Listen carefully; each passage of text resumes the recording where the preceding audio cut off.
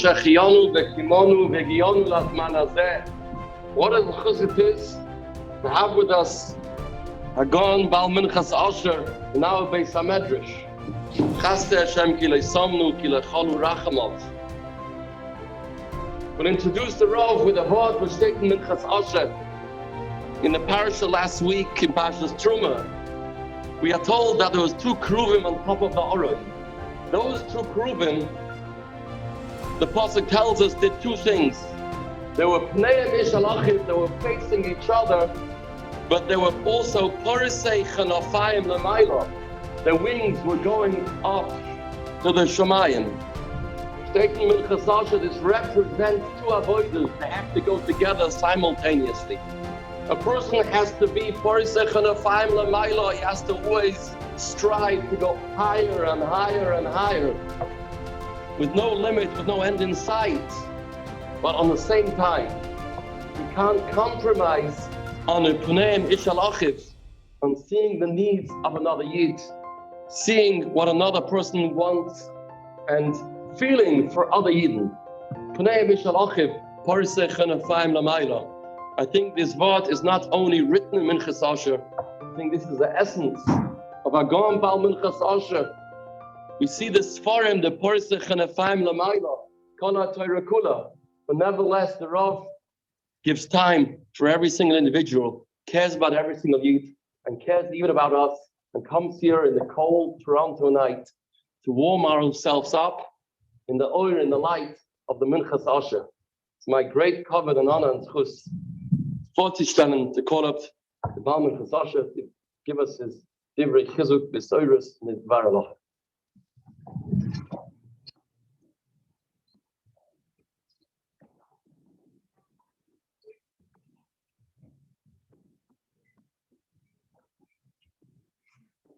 I thank the Rav for his generous introduction, somewhat exaggerated, but nevertheless very generous. So it's a covet for me, a privilege. This is a very short stay in Toronto. I came in this morning and I'm leaving tomorrow. And it's quite hectic and quite busy. But there's no greater schus than to be Marbitz Torah.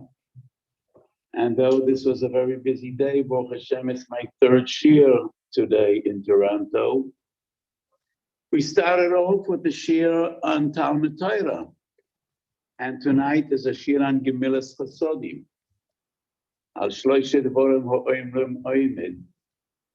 So the shir I gave between the two was not exactly on Avodah, was in Hilchas Muktzah in a kollel in town. So Baruch Hashem. I know it was publicized that I'm going to talk about the Inyonim Ha'oimdim Al HaPerek, and I don't know exactly what that means because there are too many Inyonim Ha'oimdim Al HaPerek.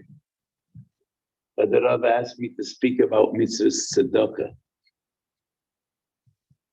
So the Gemara says in Ksubis Dafnuna Mevazvez Al Yevazvez Yoyser Machoinish. And that is one of the Takonos Usha. The Sanhedrin Usha or Metakin, one should not give more than a fifth for Tzedakah. And there's a discussion in Achroinim. So what was the halacha before Takonos Usha? How much was a person required to give for Tzedakah? And Shuvas Chasam Soifa says, before Takonos Usha, as much as needed. He leaves Kedei Chayo, and whatever is left, he gives away. But that lachor is not reasonable based on the Gemara Bava Kama Daftes, the mitzvah ad shlish. And the Gemara asks, what does that mean, the mitzvah ad shlish? If you would say that a person needs to spend a third of whatever he has on a mitzvah, Ili Islam and a close a mitzvah and have three mitzvahs come one after the other, he's left with nothing. And Tosfos writes on the spot in Bava Kama Daf Testament base, it is from here that we learn she'eina odam chayav lebazbez koin rav ala mitzvahs. It's not reasonable that a person needs to spend a fortune on a mitzvah. And a minchas osher klole ha-mitzvahs, which is one of the most precious for them that I wrote. There's a lengthy discussion as to how much money does a person need to spend on mitzvahs, not tzedakah, but on mitzvahs. How do we define hoin rav? The dmore writes in Siman Tov Reish Nun Vav Orachayim, Eina Odom Chaim Lebazmas hoin rav al mitzvahs. But regarding tzedakah, I think the ikar takana in Usha was that he should not spend more than a fifth. Before Takuna Susha, there was no shear. Person was entitled to give as much as he wishes, and he needed to give some tzedakah. So Takuna Susha was one should not spend more than a fifth, and that is the lashon of the Gemara. However, that's the Gersa in Bavli, and Yerushalmi, the beginning of Masechet Peah, it's a different nusach, a different formula. The Yerushalmi says, "U'usha hitkinu sheyehei ha'odam mafresh choimish limits," not in a negative connotation. Al yebazvez yoisem choimish elu sheyehei odam mafresh choimish limits. Some Achronim mistakenly maintain that there's another difference between Yerushalmi and Bavli. The Yerushalmi says, "Sheyafresh odam choimish lemitzvah," meaning for any mitzvah. That's a mistake. Because at least 10 times in the Yerushalmi we find that stam mitzvah in Yerushalmi means tzedakah. So everybody agrees that the Takana Sosha refers to tzedakah and not to other mitzvahs. The source, how much money a person needs to spend on mitzvahs, is not Ksubas Daf Nun and not the Yerushalmi in Pei Daf Aleph. It is in Bava Kama Daf Tes, and it's a totally different halach.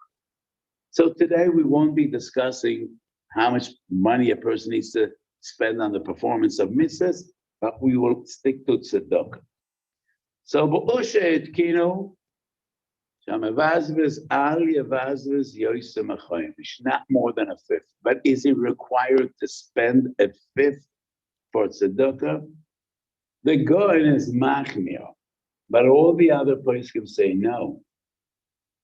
What is the fundamental requirement? Maybe Maisa. But the Bach in Shin Lamed Aleph says, even Maisa is a minhag and a midas chasidus and not a chiyuv.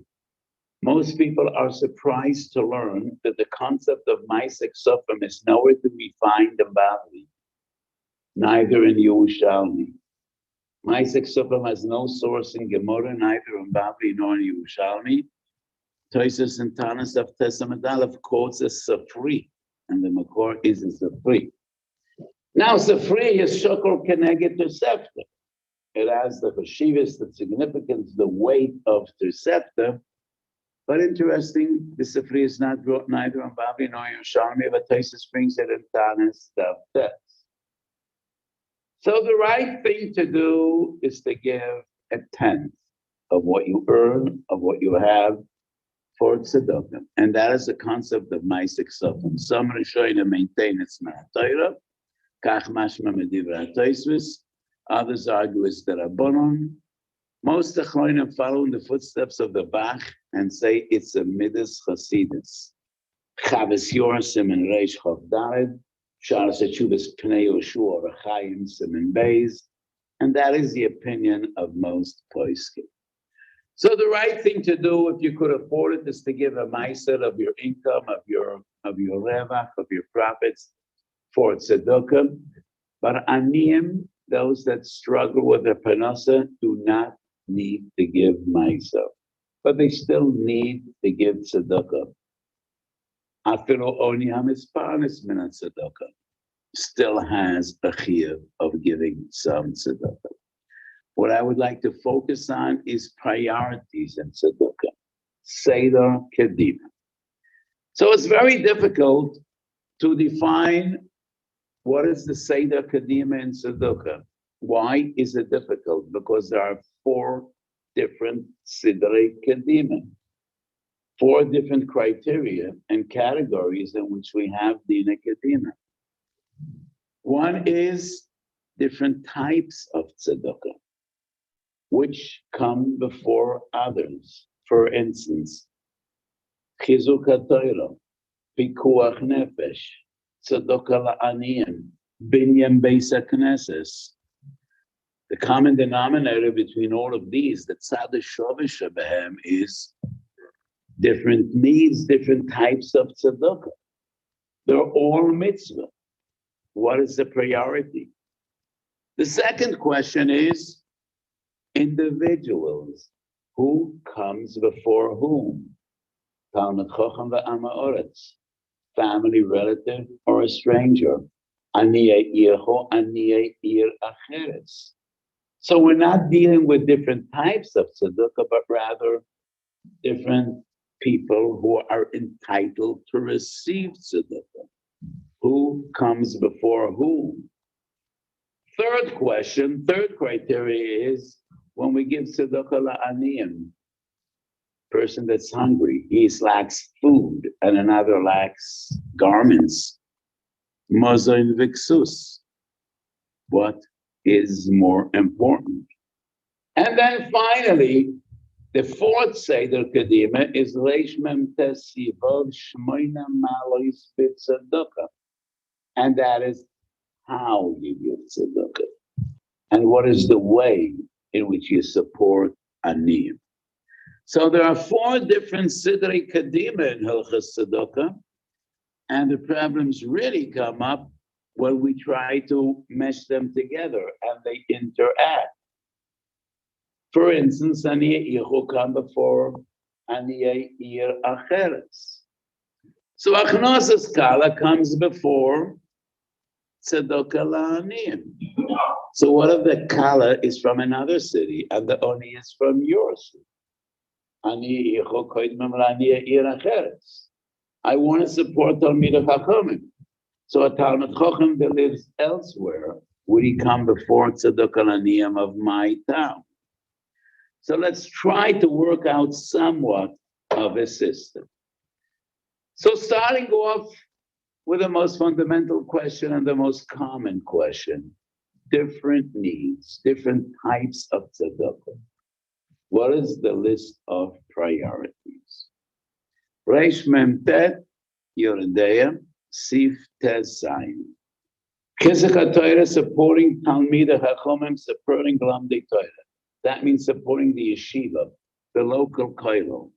That comes before Binyan Beis HaKnesses. Binyan Beis HaKnesses comes before Tzedokah La'aniyim. Where do we learn this halacha? Yerushalmi twice in Shas. Shkolim Daf Chav Daled Amud Aleph Peah Lamed Zayin Amud Beis. And the Yerushalmi tells the story of 2 great Ameroim that were taking a walk in the city of Lod. And one tells to the other, they saw a magnificent building, a beautiful shul, and one boasts to the other, my forefathers built the shul, and they invested tons of money. And the other Amoida responded, how many nefushes? Is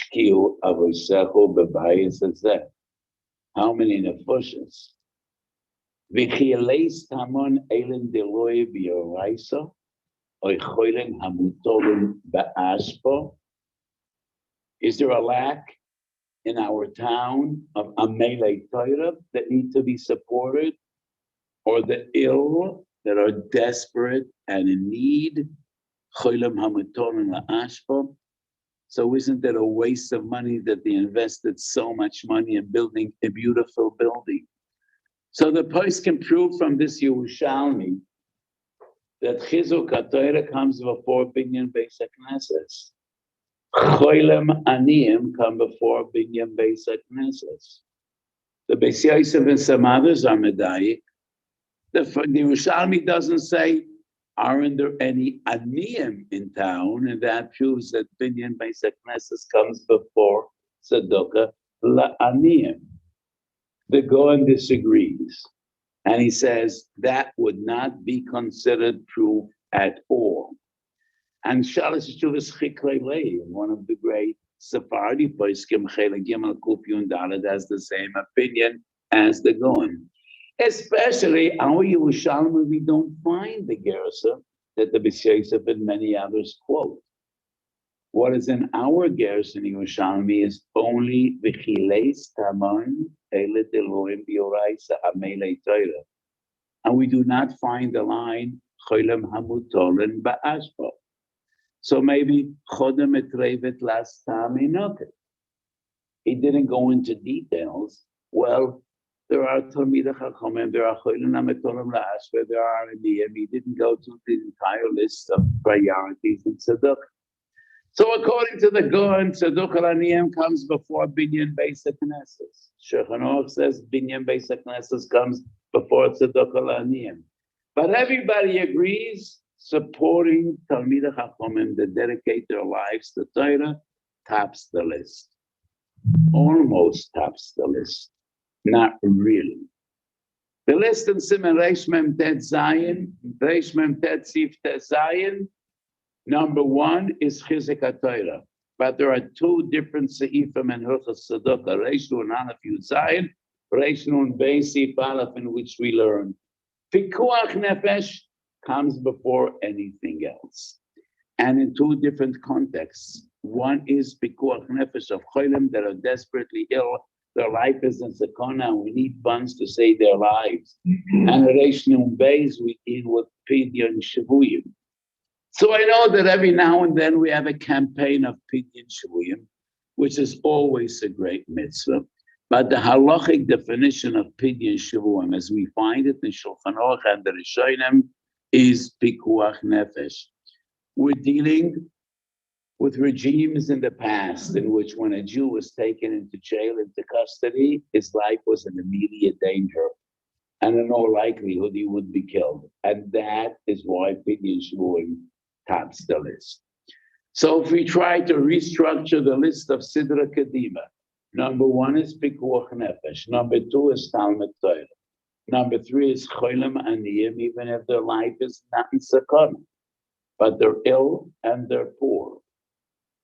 Number four, Machlokes Shulchan Aruch and the Gaon. Is it Binyan Beis HaKnesses or Tzedakah la'aniyim? And then Achnosis Kala of Yesoimim, the Shachan Sifkut Niur Dalav says that comes before other aniyim. The Shulchan Aruch says, Achnosis Kala ein l'chot tzedakah gedoyle mizu.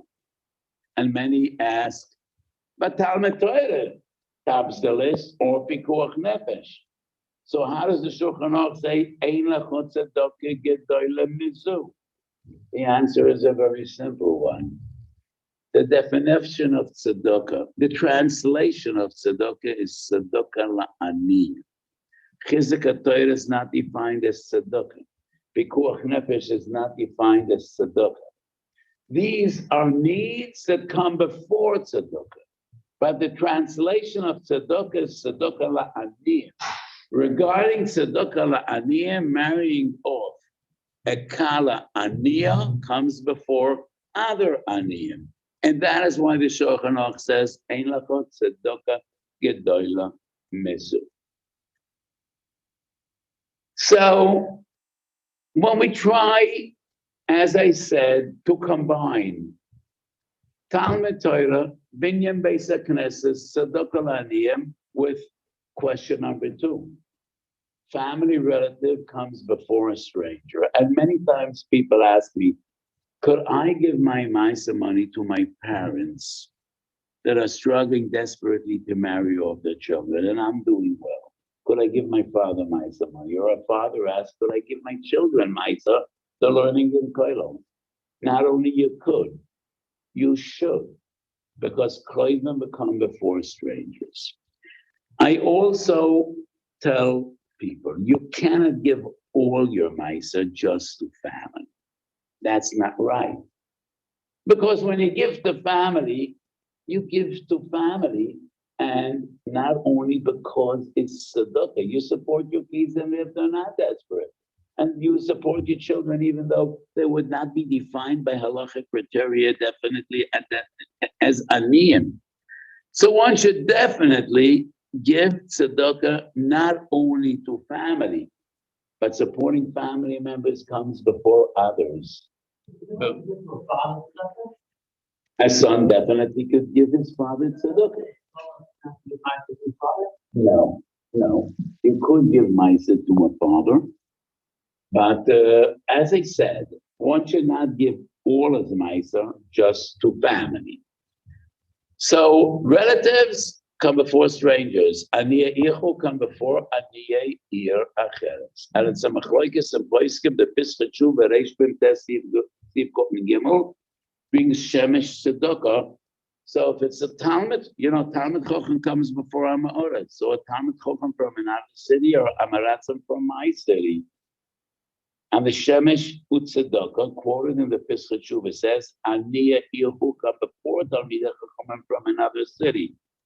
Tshuva's Divrei Chaim disagrees. And according to the Divrei Chaim, Talmidei Chochem from another city come before or it's from your own city, and it overrides the concept of Aniyah Ihu Kaidman.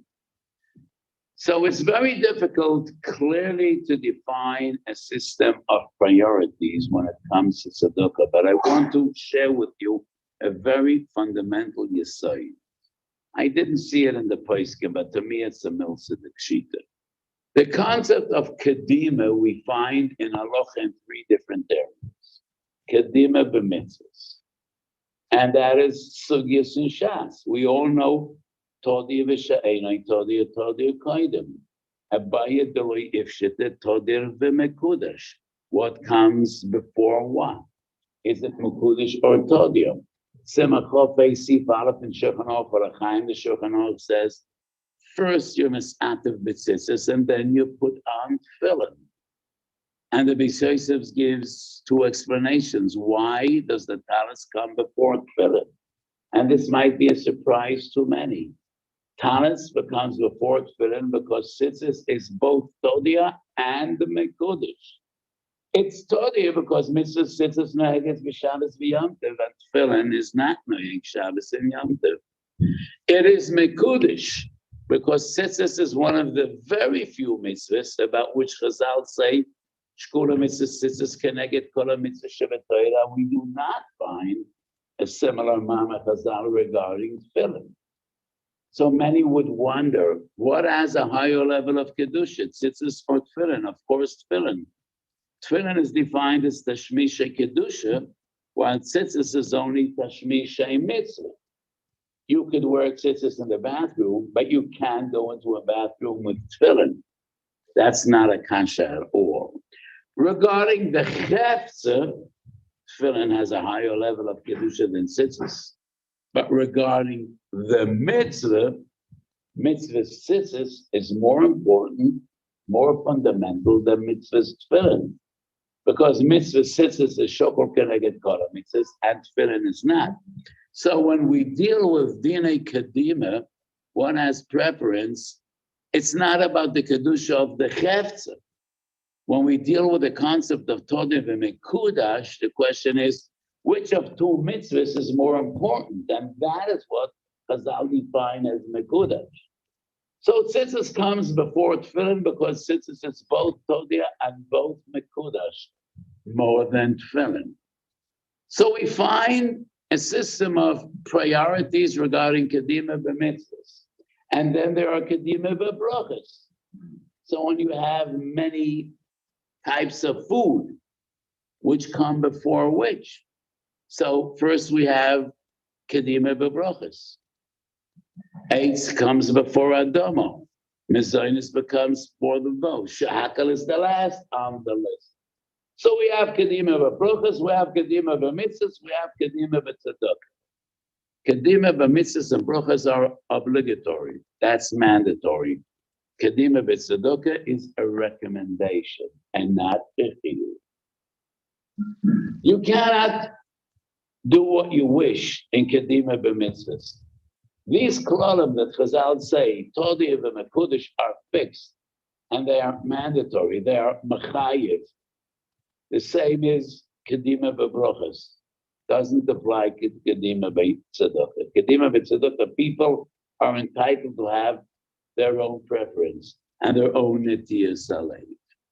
Maybe it would be mandatory in a case in which a person is confronted directly. He only has a Shava Pruta or $100. And there are two cases. One is Chuzak Torah and the other is Tzedokoh Aniyim. But when a person decides where to put his money and where to allocate his funds, he is entitled to have his personal feelings and priorities. And Kedima B'Tzedokoh is a recommendation. So I knew some very great people that had a strong feeling to a certain type of tzedakah. I had a very close relationship with a Gaon Reb Chaim Kreisvit, who was the Rav in Antwerpen, and his thing was marrying off Yesayim and Yesayim. He wouldn't collect money for any other cause, not for yeshivas, not for koilalim, even though Chizuk HaTorah comes before Aknosas Kala Yesayim, but that was his thing. And he told me that he was desperately ill many, many years before he passed away when he was relatively young, and he went to the Stipler, and the Stipler told him he should take upon himself to marry off Yesayim and Yesayim, and he was Zeicha to relative Arichas Yomim. So regarding Tzedokoh, people are entitled to have their preferences, even though there is a Seder Kedima. Seder Kedima regarding Tzedokoh is a recommendation, unlike Seder Kedima regarding brochas and mitzvahs. Kach nerelani is daiti. And especially in our day and age, I think that a person should divide his tzedakah between various causes and not give only to one cause. And just like a wise investor, diversifies. You don't put all your eggs into one basket. A wise investor diversifies. So he has some real estate, some stocks, some dos, some yens. Invest in the local Kupas Gemak. That's the best investment, has the greatest return. But I think the same refers to tzedakah. So a person should give part of his tzedakah talam dektoira, tzedakah l'aniyim, to Yesayim, community needs, binyan beis hakneses. And I think the Seder Kedima is when two cases come before you. Actually, we need funds for this or for that, but when you allocate your tzedakah and you decide where to give, I think a person should divide his tzedakah money to Chizuk HaTorah, Tzedakah Aniyim, because if every member of this community will give all his tzedakah money just to yeshivas and etzisol, don't expect and notice in the Haredi press the yeshiva and etzisol have enough money. Please, whatever is left, give for aniyim. You'll never see that in the papers. So it is totally unreasonable that we give all our tzedakah money to one cause, and who's going to care for other needs? We have many needs and many worthy causes. So I think people should divide their money and give for Torah, give for Chesed, give for Achnusas Kala. Some Sofer writes that there is a special mitzvah for Aniyei Eretz Yisrael. And in Europe, there were chevras, and people used to give part of their money to Eretz Yisrael, and that is based on the Tshuva of some Sofer. And I know so many members, so many Hayelim in America give a lot of their money to Moistus and Aniyei Eretz Yisrael, and it's a great thing, but you also need to care for your local institutions and your local yeshivas. The concept of Aniyah Yecho might have changed in our day and age, because today money flows from one end of the world in transfers, and people come, so I don't think many people will collect money in Yerushalayim for the yeshivas in Toronto, but many people will collect money in Toronto for yeshivas in Yerushalayim. So if you live here, then Aniyah Ircho is local moistus, because if you won't care for them, no one else will. So, person living in Yerushalayim, does he need to give his tzedakah for Yerushalayim? So a person living in Yerushalayim and he spends 8 months a year in America to collect money, are we still mechuyev to give him our tzedakah money? You know, when he happens to be in Yerushalayim, we'll look for him and we'll give him our money if he's collecting money in the entire world. So the concept of Aniyah Ichud today probably means your kehillah, your social circle, your community, and it doesn't depend after where you live, and it depends a lot if who's going to care for your local moistus. So, as in any other area of halacha, you need to apply Savoli Yeshua and common sense, and definitely when we try to define what is the concept of Aniyah Ichud. So we briefly discussed some of the Yesodistic fundamental halachas regarding Hilchos Tzedokah and Seder Kadim and Hilchos Tzedokah. I just want to share a very brief thought. So this week is Parshas Ki Tisa. Chumash Shemois fundamentally is divided in 3 different sections. First 4 Parshas and Chumash Shemois deal directly with the Golas Mitzrayim and Geulas Mitzrayim. And in Parshas B'Shalach, we already sang Shira Sayat. Yisrael Mishpotim are about Mamed Har Sinai and Kabbalah Satayr. And then the biggest part of Chumash Shemois is about Mishkan V'Keilav, and that is from Parshas Truma till the end of Chumash Shemois and Parshas Pekudei. Nevertheless, the Ramban, in his short introduction to Chumash Shemois, the Ramban writes that this Chumash is called, defined, Sefer HaGolos V'HaGeulah. And the Ramban asks, only a very small part of the Chumash deals with Golos and Geulah. So why would I call the entire Sefer, Sefer HaGolos V'HaGeulah? And then Ramban explains that to us, Geulah is not about personal freedom or national sovereignty. Ad asher el malas avoisom yeshuvum. It is only when we once again achieve the heights of our oversekdoshim that we were defined as the Am Geul. And the oversekdoshim was zeichet to Ashur Sashchino. So it is only when we put up the Mishkan and we were zeichet to Ashur Sashchino, that was the Shleimus HaGeulah. So in these weeks, starting off with Truma, Tetzaveh, Ki Tisa, till the end of the Chumash, in every week, every parsha, we learn about the Mishkan and Keilav. So there were 3 central Keilim in the Beis HaMikdash: Menorah, Mizbachos, and Shulchan. All the rest were just supplementary. And the entire Avodas HaMishkan centers around these 3 Keilim. Keneged Ma, Al Shloishet Dvorim Oel HaMoimed, Torah, Avodah, and Gemilas Chesed. So the Menorah indicates Torah. That's a Milsa de Pshita. Torah is light. Ki ner mitzvah v'Torah oil. Shabbos Chov Gimel Haroitza Harogel B'ner Havin Le B'nin Talmidei Chachamim. V'Basa Chofei Haroitza Lahachkim Yadrim V'Simonech Menorah B'Dorim. So there are many Mamorah Chazal that tie the Menorah to Torah. Goes without saying that the mizvachos have a kesher with avodah. Tefillah is keneged rabbono istiknu.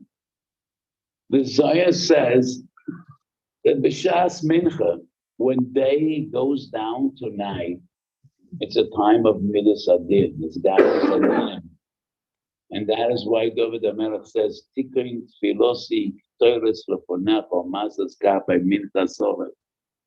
So Toiris has to do with tefillas mincha.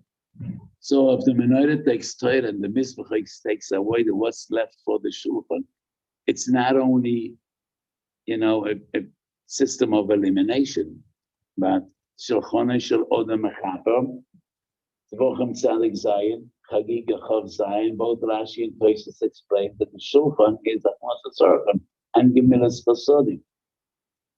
So these three, menorah, mizbeach, shulchan, are connected.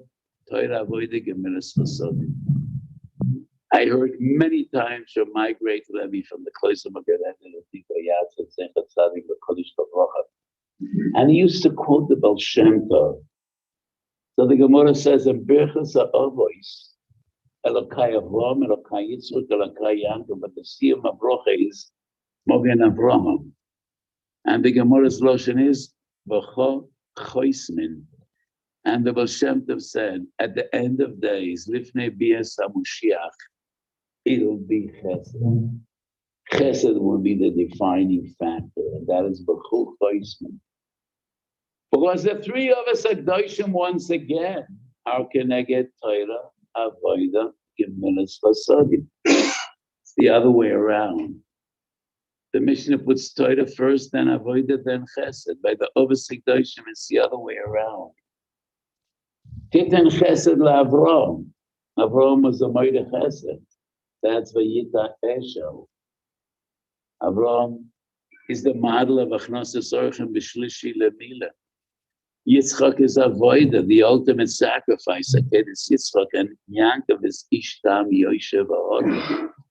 And the Gemara says, B'cho Choismin. So obviously, we are in somewhere in the midst of Yevois HaMoshiach. And this is a real time of immense chesed. And the tzedakah that our communities give is unparalleled. And it's very inspiring. And in the schus of tzedakah, we should hope, B'korah B'yameinu, we will search to Yeshua Selam.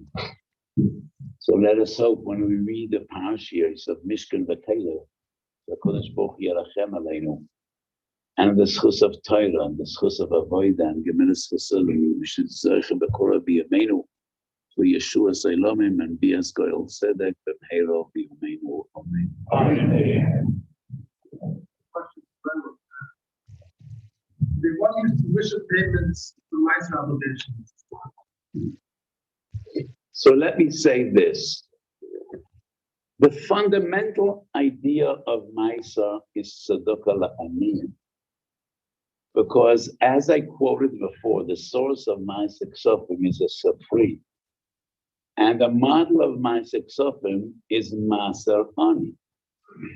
So if a person is really rich and he could afford it, he should give his Maisa to Aniyim. Preferably Talmidei Chachamim Aniyim. And there's no lack amongst us of Talmidei Chachamim Aniyim.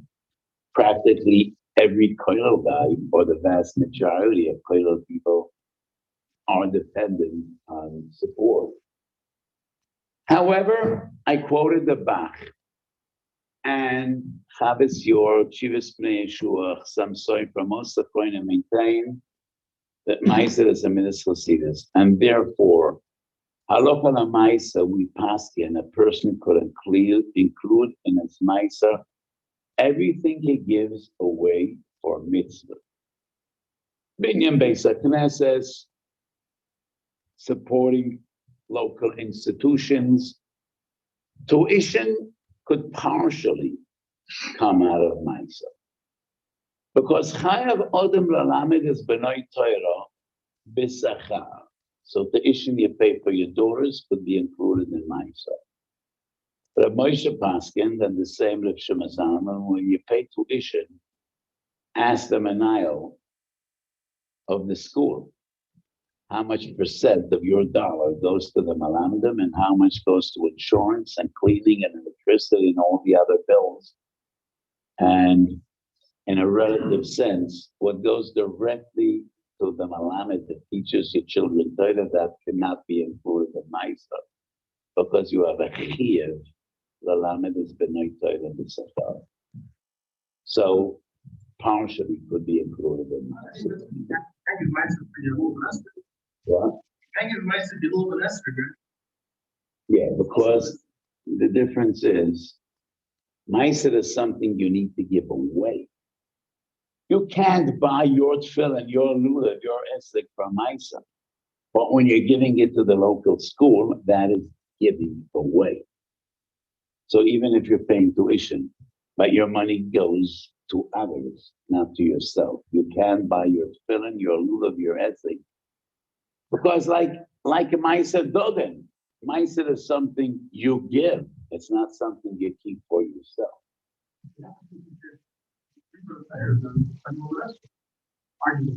No, it's not the same concept of lulav esek. I once again say, you're giving it away.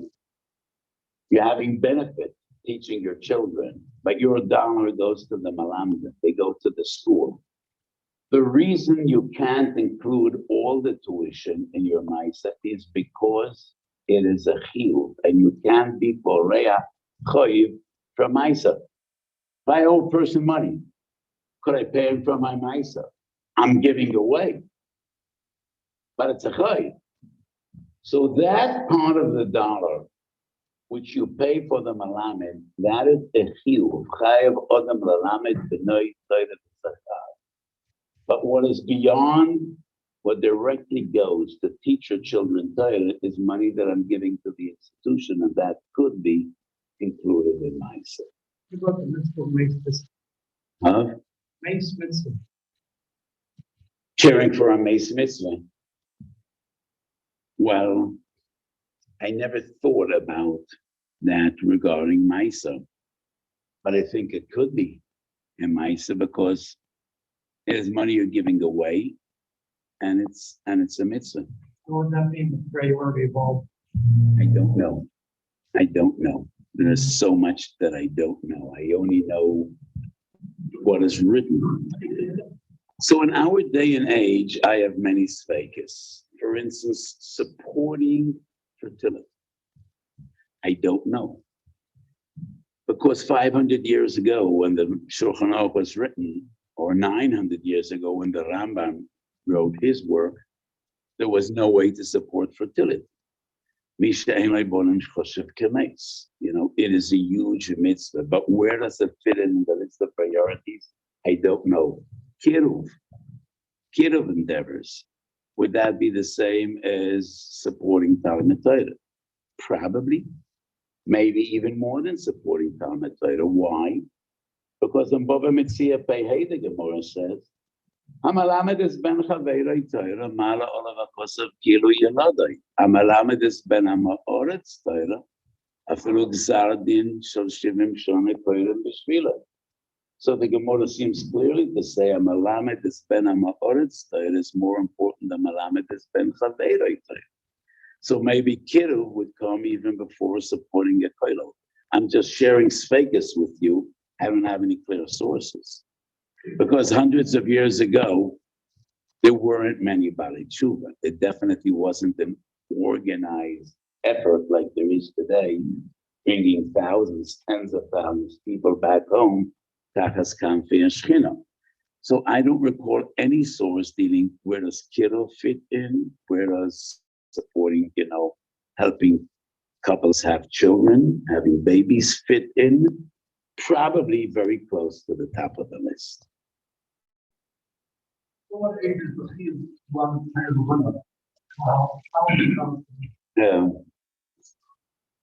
As soon as a child could say Shema Yisrael, you have a mitzvah l'lamdei Torah. The question is, till when?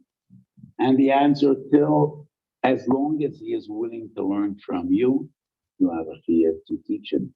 At some stage, as parents, we know our children are no longer that obedient and they feel they can learn alone. So a father is chayav l'lamed his b'nai Torah as long as he could, and lav dafka when he's a kohen. So the Shulchan Aruch does give a certain limit, but in Pashtus in the place we do not find a limit to the age which a father is chayav l'lamed his b'nai Torah. As long as you could teach your children, you are to do so. As long as they're willing to learn, you are mechuyev to teach. So someone receiving a subsidy for tuition, and the school wants to hire this person that I'll give them the subsidy, but any tzedakah that they give, the first question is back to the school before they become subsidy. The school has a right to demand. I have a big koilo, and some Rosh Koilo and it's a soil demand from the Yungalai to give their maisa to the koilo. Some Rosh Koilo go to the extreme and they deduct a tenth of what the koilo gives you, and that's the maisa that you need to give them. I never asked the younger man to give me the maisa. I respect probably every younger man in my koilo has many obligations. Maybe he supports family members, maybe he supports his parents. I would expect them to give some money to the koilo because we make an effort to help them, but I would never ask the younger man to give me his maisa. So if it is a stipulation that the kol stipulates, like any other monetary agreement, which is binding, and if the school gives you a break in tuition on the condition that you give your maisa money to the school, then it's binding, like any other monetary agreement. But I think it's wrong. I don't think the school should impose on parents that they need to give all the certificate to school. I think it's the right thing to do, to support the school, especially if you're not paying full tuition. But I wouldn't say it's a chiyuv, and I don't think schools should impose it on parents.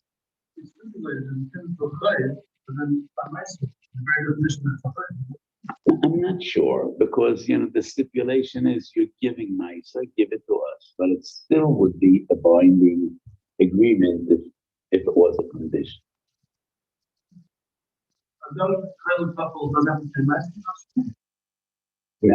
No. Any person that doesn't have parnasa v'kavod is proper from maisa. But people want this gula of maisa, and therefore I am very lenient with koilel yungalite what they could include in maisa. So have a place of shul, the dorim v'nedavis, whatever you give for tzedakah, whatever you give for bar mitzvah could be included in maisa. But fundamentally, people that are struggling with their parnasa are not makiyah to give maisa. To support the children, to support them to share love. Multi-person is children. To give partial maisa. Partial maisa, because once again, maisa is for a niyam. And if you give your children far more than what their peers have, what is nahug, that cannot be part of your maisa. How do you define an oni? How do you define an oni? Definitely not Musayim Zuz, as we defined an oni 2,000 years ago. It is a relative concept, and it depends on the norms. I think an oni is anybody that struggles to end the month is defined as an oni and is entitled to receive tzedakah. I was asked many times, I have $50,000 in the bank, but it's not a lot of money because they have kids, and when I will start marrying off kids, I will need that money. So am I entitled to receive tzedakah? And it's very difficult where to draw the limit, because even people that are relatively well-to-do don't have enough money set aside to marry off all their children, especially we have big families. And so it is very difficult to define exactly what is an oni. But if you don't have major money put aside and you are not living comfortably, you have a din of an oni. You're entitled to receive tzedakah and you're entitled to receive maisa.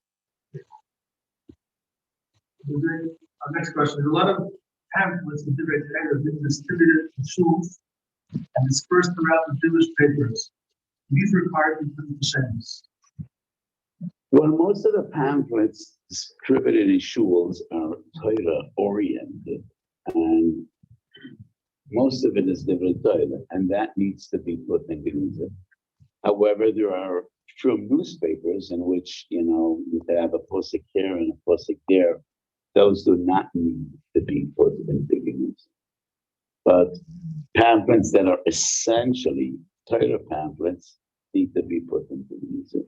The problem is our society produces so much Geniza.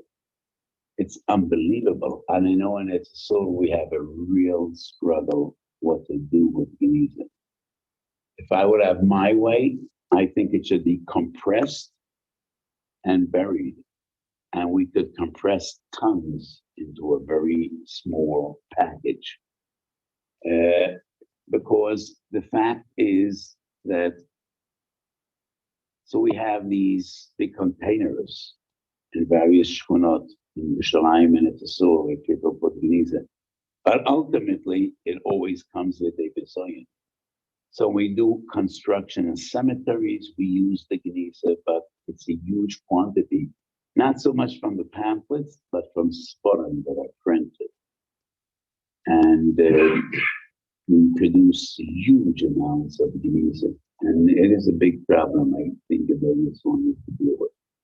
But pamphlets that are essentially Torah pamphlets need to be put into So usually every from paper has a section, that is different Torah, that needs to be put into Geniza, but not the rest of the paper. And you look for a man to have a female therapist or for a female to have a man therapist. Remember to Yichud and Hashkaf. So first of all, we need to be very strict in the rules of Yichud.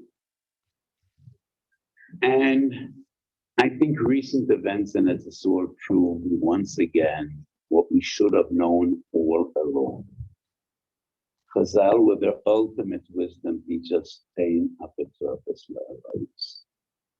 And I am very disturbed by different facets in our society in which men are therapists to women, and especially when we're dealing with therapists in which women talk out their hearts and their problems.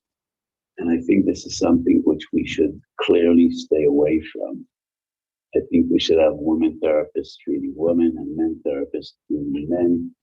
And even in Kiruv endeavors, Rabim Chalolim Hepilo, I think the system in which men teach young women and young girls, I think it's unacceptable. And I think Kiruv should be an endeavor for couples and not for men, especially not, educating and steering women and girls. I think we need to be far more careful and trust Chazal with their chokmah when they said, so many times I'm asked questions of this nature, and sometimes I respond, well, if your therapist is 85 years old and you're 20, then I'm not so afraid. If you're 25 and she's 24, then you should definitely, stay away. So it depends on relativity, but generally I think I'm also disturbed with what's happening in seminars in which there are so many young Rabbanim teaching girls, teaching women. I think we need to be far more careful in this entire endeavor. The big age you have, Yichud. What? She's 85 and he's 20, he's still a Yichud. Yes, the Yichud issue is always relevant. Why not? You don't close the door. Something like a therapy session where no one ever walked in, even for I wrote in Minchas Osher, I have quite a few tshuvas about Yichud, I think in the first chelek of Shalosh Tshuvas in Minchas Osher. By halachic definition, if a door is closed, if it's not locked, there is is no yichud. But if you know that no one will ever open the door, then that's a problem. So I think you should have someone that random should open the door now and then. I have Kabbalat Kahal every day in the morning after davening. And sometimes women come in, and I see women as well, but I always have someone outside in the waiting room that just every now and then, without knocking on the door, just opens the door and looks in, and that would solve the problem of yichud. But you cannot be misyached if you know that no one would ever open the door. You have a camera? Yeah, I think if there's a surveillance camera operating all the time, that would solve the problem of yichud. But only if somebody else is in control and seeing it. You can't be controlled. You have a surveillance camera, but you're the only one that has a key that could see it. That makes no sense. That wouldn't help at all. A real estate developer was using a non-Jewish contractor for construction, allow them to continue building on Shabbos Yom. How could you like that? That's the real Amir nothing. So, what? Because, having a non-Jew working for you, there's three different areas in this. Amir nothing, Shar Shabbos, and Maras Ayin. So, Kablonis, if it's out of town, there is no Maras Ayin, there is no, if it's Kablonis, there is no Amir nothing, there's no leniency. But if it is in any way a parhesia, then there is no. Yeah, I mean, when I say Shchar Shabbos, I mean more businesses or stores running, not construction. Many have observed that the cause of the shul crisis in America is caused by the boys at the shul at an older age than the girls. Are parents and boys obligated to have their boys enter the practice earlier to help rectify the consequences?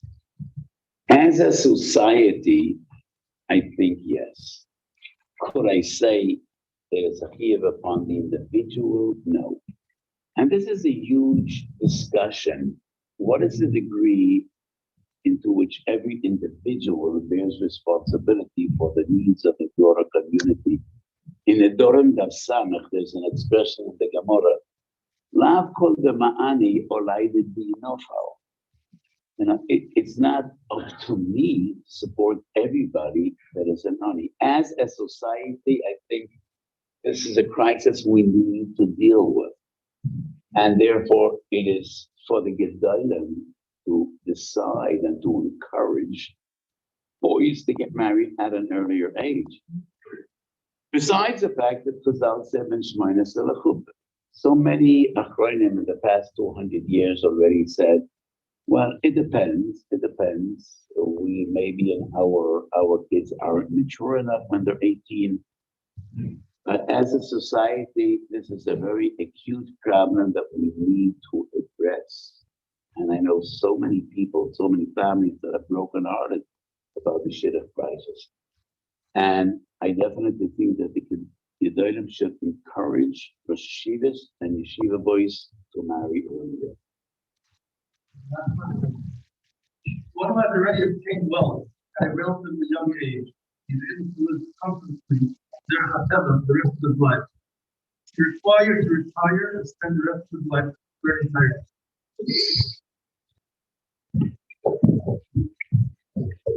So this morning, I gave a shiur in a private house about Hilchos Talmud Torah. And I told a beautiful story that I related already 1,000 times. I plan to relate it another 1,000 times. So Rabbi Yosef Eliyahu Henkin was Maspid the Chazon Ish, and he told a story which he also wrote in a sefer. And he said, I first met the Chazon Ish in a little town in Rashi called Stoivzi. And we both came to see the local Rav, Harav Weiss. I didn't know the Chazon Ish. They were approximately the same age. And I met him in the waiting room in the Rav's house. I asked him, who are you? He said, I'm the son of the Rav of Kosovo. Cousin his father was local in a town in Russia. So what's your parnasa? He says, well, we run a shop because the Cousin Ish's wife worked in a shop. Do you learn? I asked him. And he said, when I have Zeit learning. When I have time, I learn. And obviously, he had a lot of time. Obvious. So that is such a beautiful response and such an accurate response. The Haggadah of Mitzvah Talmud Torah is, you need to learn when you have time. When you don't have time, you don't need to learn. So what is this man and the chiyuv of Talmud Torah? There's a gewaltige kasha, which is almost a mystery. Oisek b'mitzvah putam mitzvah. And that applies to all the mitzvahs across the board. When you're engaged in one mitzvah, you're putter from any other. Oisek b'mitzvah kala putam mitzvah chamura. There is only one mitzvah to which this kal doesn't apply, and that is the greatest mitzvah of them all. Oisek b'toira kol mitzvah she'iev shalasoy derech doichat Talmud Torah. That's the Gemara talking about that. So how can it be that the greatest mitzvah is pushed aside by any mitzvah regarding all the other mitzvahs? Oisek b'mitzvah putam in a mitzvah. Oisek b'toira is not putter from any mitzvah. I wrote about this Barichas Gedoyla, a few very different places in my spine. But I say a mitzvah that applies every time cannot apply any time. It cannot be defined as a chiyuv, but rather as a mitzvah. Because if we are mechuyev to learn all the time, so that means we won't perform any mitzvahs. Is it reasonable that the bigger a lamdan you are, the lesser a tzaddik you're going to be? Because the more I learn, the less mitzvahs I'll have. Doesn't make sense. So the Amei Oretz will have all the mitzvahs, and the Talmidei Chachamim will have no mitzvahs at all, because they're busy learning Torah. No Mea Brochas B'Kol Yom, no Kriya Shema, no Tefillah, no anything, because we're learning Torah. So Torah is a mitzvah. And the Gdor of the mitzvah is you need to learn when you have time. When you're davening, you don't have time. When you're saying Krishna, you don't have time. When you're spending time with your wife and kids, you don't have time to learn. Because that's legitimate, and that's what a Kodesh Baruch Hu expects from you. You're a husband. You're a father. The family needs you. So the gather of Talmud Torah is, like the Chazon Ish said, "V'nechab tzeit learn." But I just want to give you an eitzah tova. L'achar mea v'esem, when a Kodesh Baruch Hu will ask you, "Did you learn?" Don't dare to say, "When I had time," because then a Kodesh Baruch Hu will say, "Really?" And I'll take out those video clips, the Mayim. So let's check your Seder Hayom. You know.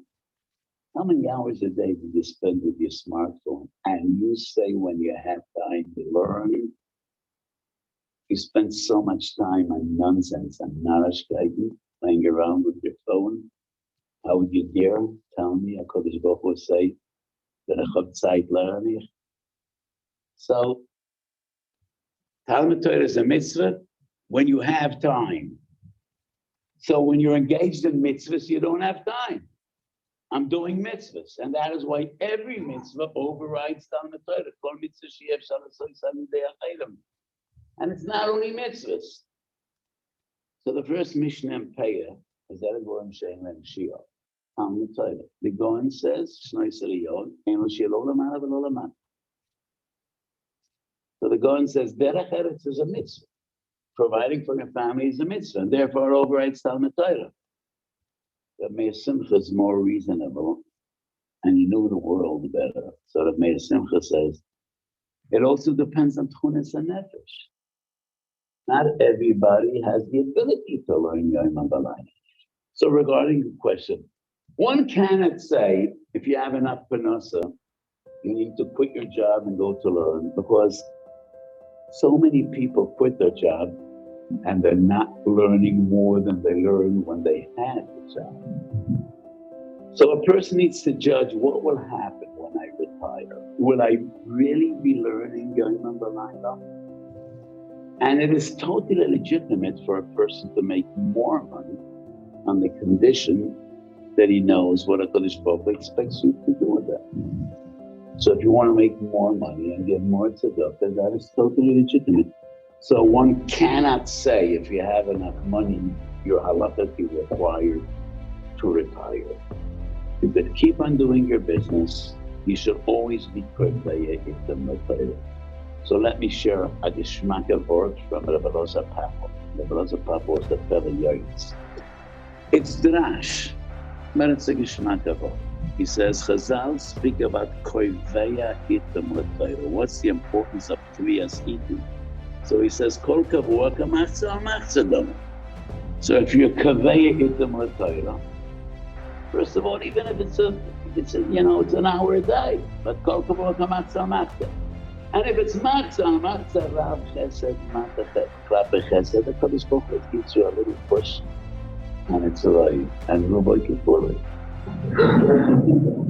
So if you kavaya itam l'Torah, Kadosh Baruch Hu barak chasada, kol kavua kamatzah, matzah, Kadosh Baruch Hu pushes you a little over the limit, and you have roiv and rubai kipurah, and then it is as if you're learning all day and all night. I wouldn't rely on this pshat. It's a geschmack pshat, and he writes it in two of his forms, Chesed La'alofim, and in Kalayoyetz, Erech Kriyas Itam L'Torah, As Kuf. So my bracha to all of you is do a lot of learning, and learn whenever you have time, and you should have Panasa B'Kovid, and you should all be able to give Maisa and Choimish. So some Achronim is saying, including the Chavis Yorah, if you're fabulously rich, you definitely are entitled and required to give more than a Choimish. But to most people, because they'll say, I'm the Basvin, I'm the Basvin, you're some putting money for different days, for rainy days, for the family, we should all have to much of the and shouldn't skip along with our heart, and with our dear, your father said,